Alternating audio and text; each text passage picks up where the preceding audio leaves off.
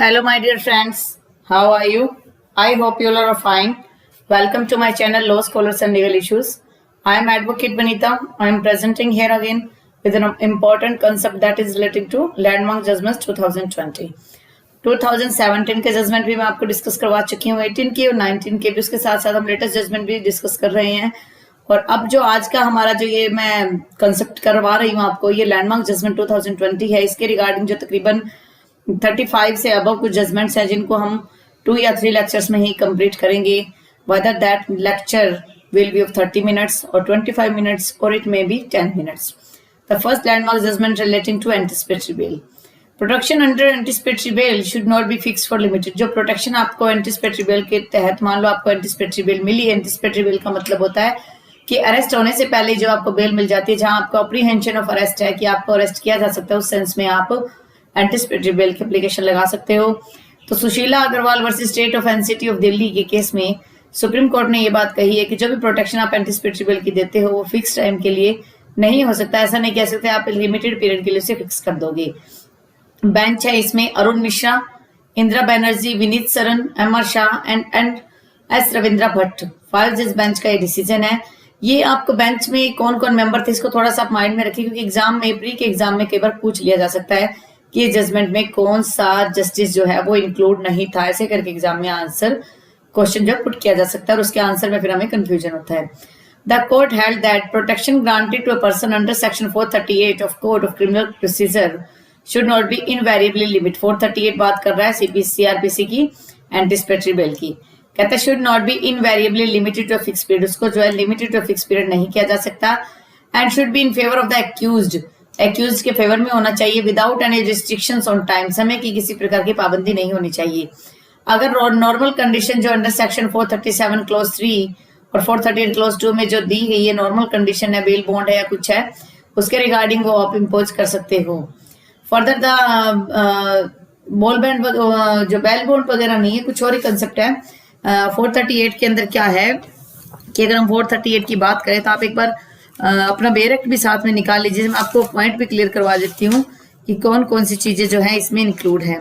अगर हम 438 की बात करते हैं, उसका क्लोज टू ये कहता है कि अगर मान लो लगता है कि कोई कंडीशन ऐसी कंडीशन इम्पोज की जाती है, कंडीशन का मतलब है मान लीजिए इन्वेस्टिगेशन हो रहा है और पुलिस को जो है हो सकता है एक्यूज की रिक्वायरमेंट हो, एक्यूज से कुछ एविडेंसेस कलेक्ट करने हो या एक्यूज के साथ कुछ फैक्ट्स के बारे में वो जानता तो उसकी पूछने के लिए अगर एक्यूज को बुलाया जाए तो पुलिस जो है वो बुलाएगी और एक्यूज को वहां जाना भी पड़े, तो ये नॉर्मल कंडीशन इम्पोज की जाती है। फर्दर द कोर्ट ने ये बात कही कि द लाइफ और duration of an anticipatory bail, जो जीवन आप मान रहे हो एंटिसिपेटरी बेल का, does not end normally at the time and stay the accused summon. ऐसा नहीं कि कोर्ट से समन मिल गया और एंटिसिपेटरी बेल का जो टाइम है वो खत्म हो गया, या फिर मान लो चार्ज फ्रेम हो गया, उस मामले में आप कह दो कि एंटिसिपेटरी बेल का टाइम खत्म हो गया, but can continue till the end of the trial, के अंत तक भी एंटिसिपेटरी बेल जो है कंटिन्यू रह सकती है एक्सेप्ट इन स्पेशल और पेक्युलर कंडीशन में। The court reaffirm the principle. इससे पहले एक लैंडमार्क केस है, 1982 का केस है शायद, इसको कंफर्म कर लेना आप। गुरबख्श सिंह सिबिया का केस है स्टेट ऑफ पंजाब के अगेंस्ट, उसमें भी कोर्ट ने कुछ टाइम के रिगार्डिंग जो कुछ कंसेप्ट को क्लियर किया था, तो इस जजमेंट में भी कोर्ट ने गुरबख्श सिंह सिबिया का जो केस है उसको कंसीडर किया है। ये तो था बेल के रिगार्डिंग, एंटिसिपेटरी बेल के। अब हम बात करते हैं नेक्स्ट जजमेंट की। That does judgment, Supreme Court can refer questions of law to larger bench when exercising review jurisdiction. अब सुप्रीम कोर्ट के जुरिडिक्शन की बात कर रहे हैं कि सुप्रीम कोर्ट के पास सुप्रीम कोर्ट ने कोई जजमेंट दिया, अब उसकी दोबारा से उसकी सुनवाई होनी चाहिए, दोबारा से उसका एक बार रिव्यू होना चाहिए। तो रिव्यू जुरिडिक्शन में अगर सुप्रीम कोर्ट चाहे तो कोई क्वेश्चन ऑफ लॉ है जिसमें उसको कंफ्यूजन हो रहा है तो लार्जर बेंच को वो भेज सकती है।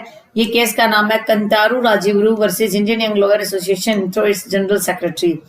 बेंच जो है इसमें ऐसे Bobde, chief justice of India R Bhanumathi, Ashok Bhushan, L Nageswara Rao, Mohan M Shantanagoudar, S Abdul Nazeer, R Subhash Reddy, B R Gavai and Surya Kant justice जो इसमें शामिल थे।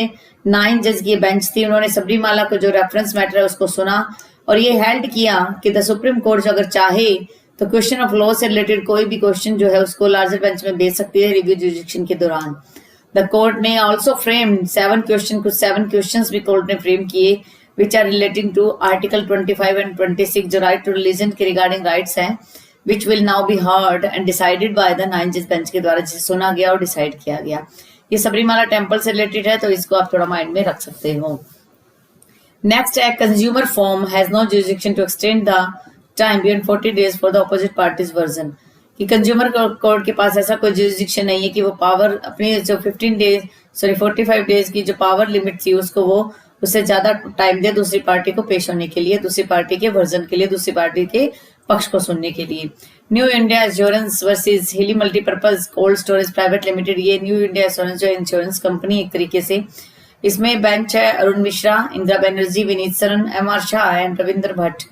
कोर्ट ने ये बात कही जो डिस्ट्रिक्ट फॉर्म होती है कंज्यूमर प्रोटेक्शन के तहत जो फॉर्म डिसाइड की जाती है, नो पावर, उसके पास जो है सिर्फ 45 दिन का एक टाइम पीरियड देने की पावर होती है, क्योंकि कह रहे हैं कि has no power to extend the time for the filing the response, की कंप्लेंट के रिस्पॉन्स में फाइलिंग देने के लिए सबसे पहले क्या है कि उसको 30 डेज का टाइम होता है, और उसके बाद अगर वो चाहे तो 15 डेज का पीरियड जो एक्सटेंड कर सकता है। लेकिन इट फर्दर हेल्ड दैट, ये बात दोबारा कही गई कि the commencing point of limitation 30 days under section 13 would be form, ये 30 डेज का जो टाइम पीरियड है from the date of receipt of the notice, जब जो नोटिस जिस टाइम से रिसीव किया जाएगा अपोजिट पार्टी से उस टाइम से काउंट होगा, and not mayor the receipt of the notice of the complainant, complainant के रिसीट से कोई इश्यू नहीं होगा। तो कहने का मतलब 45 डेज का टाइम है कंज्यूमर प्रोटेक्शन एक्ट के तहत डिस्ट्रिक्ट फॉर्म को, उससे ज्यादा का टाइम वो एक्सटेंड नहीं कर सकती।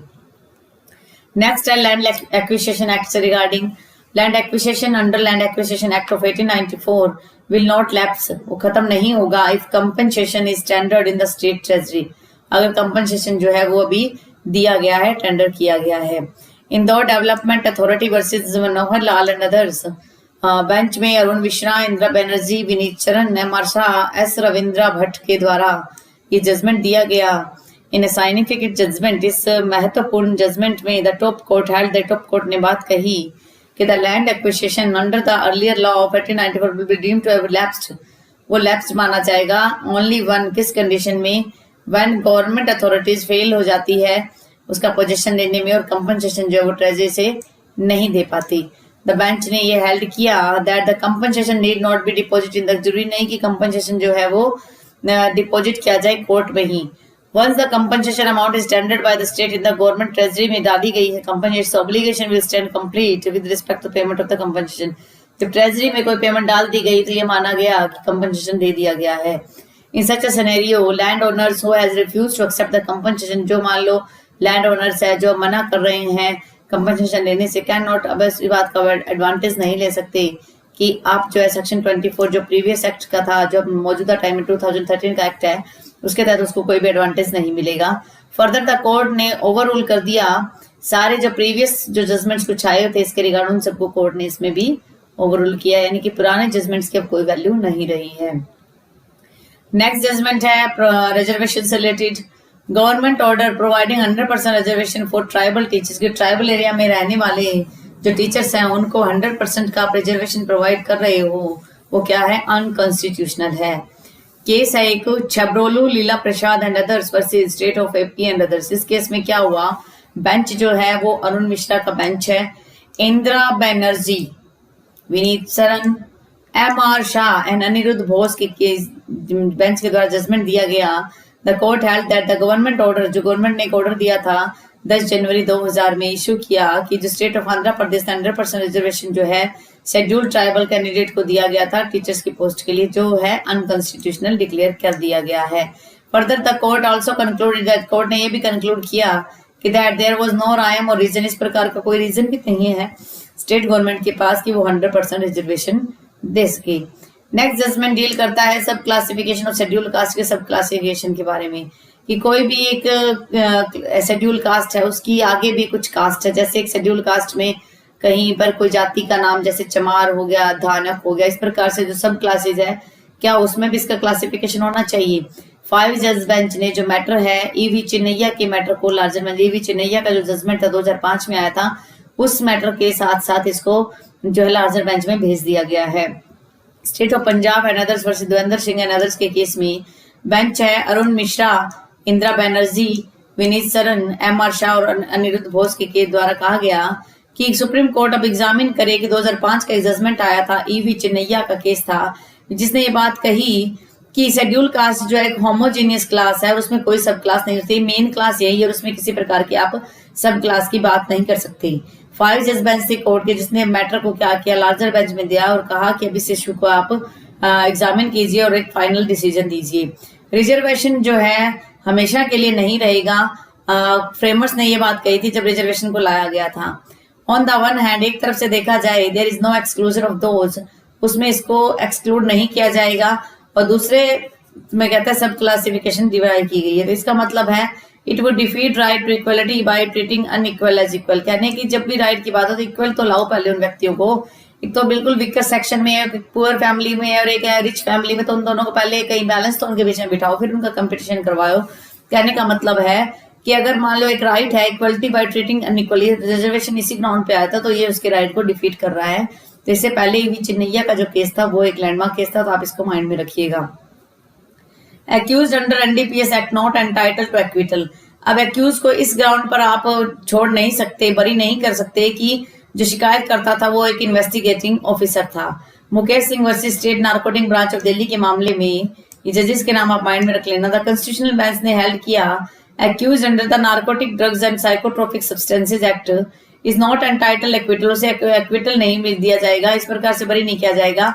एक ब्लैंकेट ऑर्डर, बिना ब्लैंकेट ऑर्डर का मतलब होता है, ब्लैंकेट रूल का मतलब होता है बिना किसी रीजन के, मेयरली बिकॉज सिर्फ इस बेस पे कि जो शिकायत करता है वो एक इन्वेस्टिगेटिंग ऑफिसर है, जांच करता जो अधिकारी है वो उसका शिकायत करता है, इस ग्राउंड पे आप उसे बरी नहीं कर सकते। कोर्ट ने कहा merely because the informant is the investigator, कि जो जिसने इन्फॉर्मेशन दिया था नार्कोटिक एक्ट के तहत, अगर वो इन्वेस्टिगेटर है सिर्फ इस ग्राउंड पर, by that itself the investigation would not suffer the unfairness और बायसनेस, को कहीं भी हम सब पर चोट नहीं पहुंचाएंगे। And therefore on the sole ground, और इस अकेले ग्राउंड पर कि इन्फॉर्मेंट जो है वो इन्वेस्टिगेटर है, इस ग्राउंड पर अक्यूज एंटाइटल नहीं है एक्विटल का। The matter has to be decided on a case to case base, जो मामला है वो केस टू केस पर ही डिसाइड होगा।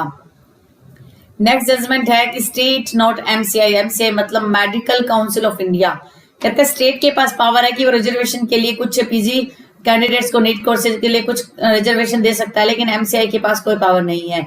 Tamil Nadu medical officer association and others versus union of India के केस में ये जो बेंच को आप देख लीजिएगा, कॉन्स्टिट्यूशनल बेंच ने कहा कि जो मेडिकल काउंसिल ऑफ इंडिया है उसके पास कोई पावर नहीं है कि वो सर्विस कैंडिडेट या पोस्ट ग्रेजुएट स्टूडेंट्स को कोई भी जो है क्या दे सके, रिजर्वेशन प्रोवाइड करवा सके। बट जो है दैट ओनली स्टेट्स जो है उनको सिर्फ ग्रांट, वो स्टेट अगर चाहे तो वो ग्रांट कर सकती है। कश्मीर लॉकडाउन, जैसे आप सभी जानते हो कश्मीर लॉकडाउन हुआ, इंटरनेट ब्लॉकेज हो गया था, उस मामले में तो जजमेंट आया लैंडमार्क जजमेंट है Anuradha Bhasin versus union of India. Kashmir lockdown, suspension on internet should not be for indefinite period, जो सस्पेंशन ऑफ इंटरनेट है उसको आप अनिश्चितकालीन तक नहीं लगा सकते। And must follow proportionality test, proportionality test को जो है आपको फॉलो करना पड़ेगा। बेंच जो है एन वी रमन्ना, सूर्यकांत और बी आर गवई जो है ये बेंच है, इन्होंने ये डिसीजन दिया है कि आप जो है वहां पर जो स्टूडेंट्स थे जो नेट के थ्रू कंपटीशन की तैयारी कर रहे थे, किसी एग्जाम की तैयारी कर रहे थे, आपने परमानेंटली नेट ब्लॉक कर दिया, तो उन लोगों की क्या हुई, उन स्टूडेंट्स का क्या हाल होगा। The court held that freedom of speech and expression and freedom to carry on any trade, business or occupation over the medium of internet जो constitutional protection, कि मान लीजिए कोई freedom of speech of expression है, freedom to carry on trade business है, जो online medium से हम ट्रेड कर रहे थे, इंटरनेट को एंजॉय कर रहे थे, वो constitutional protection है 19(1)(g) का। Suspension of internet should only be reasonable, जो इंटरनेट आप सस्पेंड कर रहे हो वो एक रीजनेबल पीरियड तक होना चाहिए, ऐसा नहीं कि आप परमानेंटली उसे लगा दो। Prohibitory orders under section 144 CRP cannot be imposed to suppress legitimate expression, किसी व्यक्ति को दुख में देने के लिए, उनकी किसी भी व्यक्ति की राय को व्यक्त करने के लिए, उसे रोकने के लिए जो आप जो है 144 CRPC का मिसयूज नहीं कर सकते। नेक्स्ट जजमेंट है RBI ban on financial services to crypto currency. Crypto currency का मतलब होता है जो एक्चुअल करेंसी नहीं होती है, जो आप कह सकते हो क्रिप्टो करेंसी को कंप्यूटराइज करेंसी का नाम भी दे सकते हो। तो आरटीआई ने बैन कर दिया फाइनेंशियल सर्विसेज को क्रिप्टो करेंसी के लिए, सेट असाइड कर दिया प्रोपोर्शनलिटी के ग्राउंड पर। Internet and mobile association of India versus reserve bank of India के केस में कोर्ट ने रिकॉग्नाइज किया, कोर्ट ने माना that reserve bank of India has the power to regulate the monetary and credit system. Court ने इस बात को माना इस केस में कि जो रिजर्व बैंक ऑफ इंडिया है, जो मेन बैंक पर जिसका कंट्रोल है, उसके पास पावर है कि वो क्या कर सकता है कि कोई भी रेगुलेट कर सकता है, रूल बना सकता है कोई भी मॉनेटरी और क्रेडिट सिस्टम से related, which also extends to the regulation of virtual और क्रिप्टो करेंसी, जो वर्चुअल और क्रिप्टो करेंसी के रिगार्डिंग हो सकता है। The court however held that the RBI circular of April 2018 which completely ban, जिसमें क्या पूरी तरह से एक तरीके से क्रिप्टो बिजनेस को बैन कर दिया गया था, वो जो एक तरीके से रीजनेबल रिस्ट्रिक्शंस जो है वो मानी गई है। 11th जजमेंट है हमारा examining adequacy of representation inherent for reservation promotional post. Promotional post के अंदर किस प्रकार की जो एडिक्वेसी है, किस प्रकार की डिमांड है, उसके बारे में बात की गई है। The court followed the law laid down. Court ने M Nagarajan versus union of India के अंदर एक जजमेंट जो आया था, वो बहुत इंपॉर्टेंट जजमेंट था प्रमोशन के रिगार्डिंग, रिजर्वेशन के रिगार्डिंग, एंड रिइटरेटेड दैट, उसी जजमेंट को रिइटरेट किया गया इस जजमेंट में, that the state is not bound, state है वो बाउंड नहीं है कि रिजर्वेशन जो है उनके लिए कोई प्रमोशन रूल्स बनाएगा। स्टेट चाहे तो बनाएगी, स्टेट चाहेगी तो नहीं बनाएगी। However, if they wish to do so, अगर स्टेट चाहती है, they have to collect quantifiable data, backwardness के रिगार्डिंग डेटा कलेक्ट कर सकती है और ये देख सकती है कि पब्लिक एम्प्लॉयमेंट में किस प्रकार से इनएडिक्वेसी है, क्षमता कम कैसे है। Keeping in mind maintenance of efficiency, कि किस प्रकार से जो वर्क होता है प्रमोशन के थ्रू, किस प्रकार से निपुणता को लाया जा सकेगा, जैसा कि आर्टिकल 335 जो कॉन्स्टिट्यूशन ऑफ इंडिया में कहा गया है। अब बात है राइट्स डिफाइंड अंडर आर्टिकल 30 में। जो राइट्स हैं वो राइट्स जो हैं जो रिलीजियस और लिंग्विस्टिक माइनॉरिटी के रिगार्डिंग कहते हैं कि वो राइट्स एब्सोल्यूट राइट्स नहीं है, could be exercised as per regulation of the state के रेगुलेशन के हिसाब से एक्सरसाइज किए जा सकते हैं। Christian medical college Vellore association versus union of India and others, Arun Mishra, Vineet Saran और एमआर शाह के केस में द कोर्ट ने रीस्टेट किया प्रिंसिपल, एक पहले कोई प्रिंसिपल था इसी के रिगार्डिंग के जजमेंट ने उसको रीइंस्टेट करते हुए कहा, दोबारा से वर्णन करते हुए कहा, आर्टिकल 30 जो है वो कहता है nothing that the right conferred on religious and linguistic minority administration educational institution of their choice is not an absolute right and is not free two of regulation from the state, और state चाहे तो regulation बना सकती है। It was for the state, ये फिर कहा गया कि article 30 does not prevent the state, state को रोक नहीं रही है अगर वो रीजनेबल कुछ रिस्ट्रिक्शंस रेगुलेशंस बनाना चाहे तो।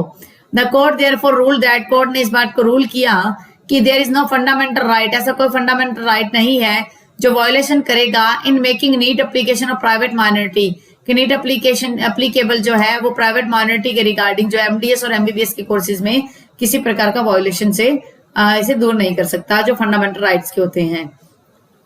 नेक्स्ट केस है Shaheen Bagh protest, public space can not be occupied indefinitely, लंबे समय तक अपनी डिसेंट को, अपनी जो असहमति को व्यक्त करने के लिए आप लंबे समय तक किसी पब्लिक प्लेस को ऑक्यूपाई नहीं कर सकते। अमित चानी वर्सेस कमिश्नर ऑफ पुलिस की केस में एस के कोल, अनुराधा बोस और कृष्णा मुरारी की केस में ने जो बेंच उन्होंने कहा, the court rule that, court ने कहा democracy and dissent go hand in hand, democracy और डिसेंट जो है वो साथ साथ चलती है, कि डेमोक्रेसी में जो है आपको असहमति है तो आप उसके लिए विरोध भी करते हो, बट डेमोन्स्ट्रेशन एक्सप्रेसिंग डिसेंट, एक ऐसा डेमोन्स्ट्रेशन वो किसी पब्लिक प्लेस पर आप लंबे टाइम तक रखते हो, तो क्या कहा द प्रेजेंट केस में क्या ब्लॉकेड ऑफ पब्लिक रोड कर दी गई थी, तो कहता है कि इनकन्वीनियंस होता है कम्यूटर्स के लिए।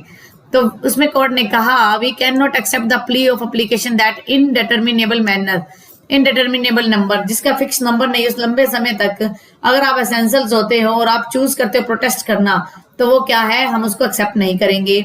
वाइल एक्नॉलेजिंग दैट, बार बार इस बात को कबूल करते हुए that India as we know it today is a result of the protest, India जो है फ्रीडम स्ट्रगल में जो प्रोटेस्ट किया गया था, कोर्ट ने कहा कि the mode and manner of dissent, जो मोड और मैनर जो तरीका है कोई असहमति व्यक्त करने का कॉलोनी के रूल में उस टाइम में जो अंग्रेजों के टाइम में होता था उस प्रकार का अब जो है डिसेंट जो है आप मौजूदा टाइम में नहीं ला सकते।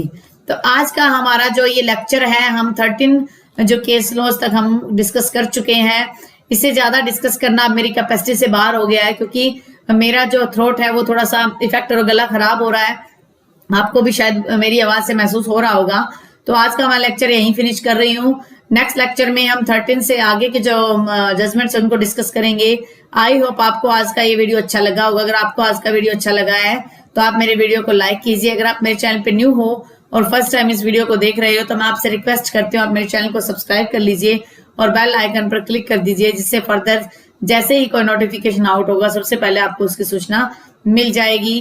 कोरोना के इस पीरियड में आप अपना, अपने फैमिली मेंबर्स का, अपने नेबरहुड का ध्यान रखिए। Stay home, stay safe, stay healthy. Thank you for watching. Have a nice day.